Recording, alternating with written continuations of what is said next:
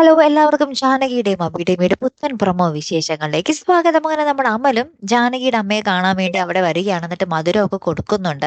അപ്പൊ ജാനകിയുടെ അമ്മ പണ്ടത്തെ പോലെയല്ല കേട്ടോ, ഒരു ചിരിയെങ്കിലും ഇപ്പോ ചിരിച്ച് പ്രതികരിക്കുന്നൊക്കെ ഉണ്ട് മറ്റുള്ള ആൾക്കാരോട്. അപ്പൊ അങ്ങനെ ഭയങ്കര സന്തോഷത്തിലൊക്കെയാണ് എല്ലാവരും.